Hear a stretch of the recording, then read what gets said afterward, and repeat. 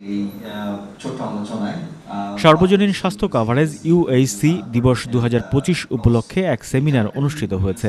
বৃহস্পতিবার বিকেলে রাজধানীর মহাখালীর ব্র্যাক টাওয়ারে Bangladesh health watch and BRAC James P grant school of public health BRAC বিশ্ববিদ্যালয়ের আয়োজনে এ সেমিনার অনুষ্ঠিত হয়।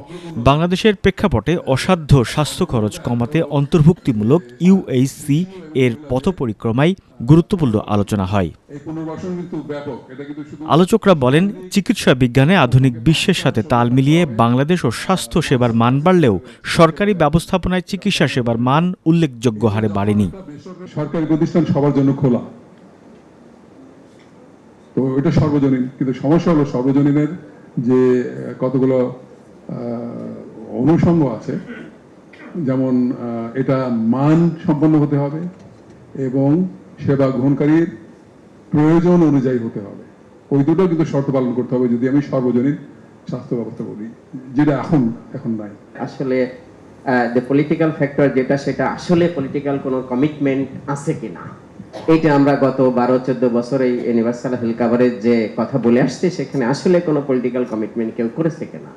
মানে এটা সাধারণত সরকার করে বা যারা সরকারে আসতে চায় তারা করে, কিন্তু সরকার করেছে কিনা সেটা কোশ্চেন। আপনারা নিশ্চয়ই সেটা জানেন।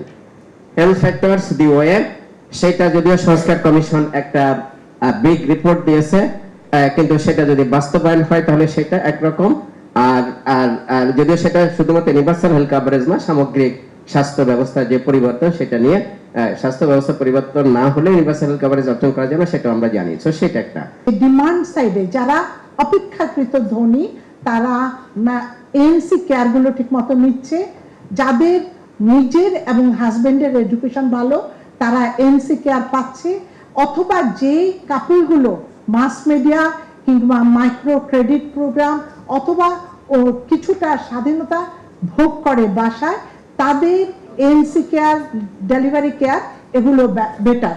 সাপ্লাই সাইডে আমরা দেখতে পাচ্ছি আমাদের যে হেলথ কেয়ার সেটা প্রো রিচ, এটা রুরাল আরবান ডিসক্রিপেন্সি আছে, এবং ইকুইটি পার্সপেক্টিভে আমাদের পলিসি ইন্টারভেনশন এখনো হয়নি।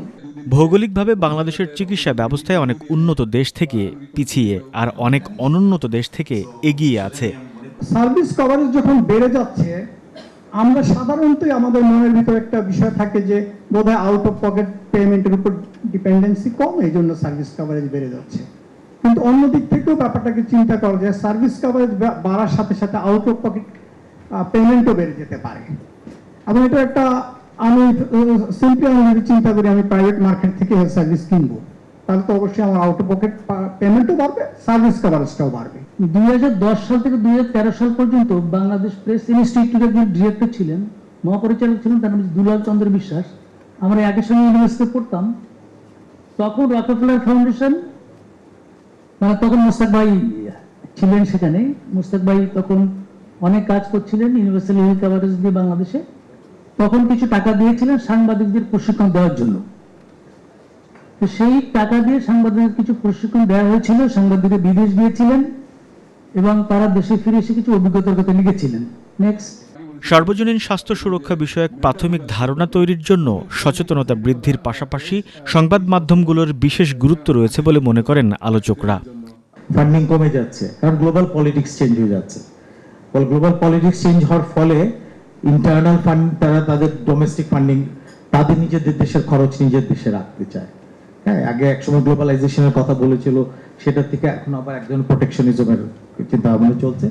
ফলে এখানে আপনার আর বাংলাদেশের এক ধরনের গ্রাজুয়েশন হয়েছে বলে মনে করা হচ্ছে, মানে এটা যতটা ডেফিনেটলি পরিসংখ্যানে হয়েছে, এবং সেইটার ফলে তারা তো একটা এই ল্যান্ডমার্কগুলো সেট করে, এই জায়গায় রিচ করলে এখানে ফান্ডিংটা অ্যাটলিস্ট হবে না যদি জিও পলিটিক্যাল ইন্টারেস্ট না থাকে।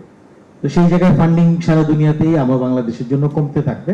এবং রিসার্চে তো আমরা যেমন এই সাউথ এশিয়াতে আউট অফ পকেট মানে ইউনিভার্সাল কাভারেজ ইন্ডেক্সে আমরা সবচেয়ে পিছনে আছি। Bangladesh now in 2025 we have almost 36 million. We're living barely above the poverty line. A World Bank study just came out. 1 in 4 who are poor live in Dhaka city. And we were talking about health. But if you live in slums where there's no basic water, there's basic latrines are missing, you don't have nutritious food, you're surrounded by garbage, there's no drainage, there's sewage, how do you expect to have good health? অনুষ্ঠানে উপস্থিত ছিলেন doctor M A Zakir Hossain, অধ্যাপক Syed Abdul Hamid, doctor Khaleda ইসলাম, অধ্যাপক জাহাঙ্গীর খান, সাংবাদিক শিশির মোরল, অধ্যাপক Sabina Faiz Rashid, doctor Abu Jamil Faisal সহ আরও অনেকে। শাহরিয়ার রাজ, মেডিকেল পোস্ট, ঢাকা।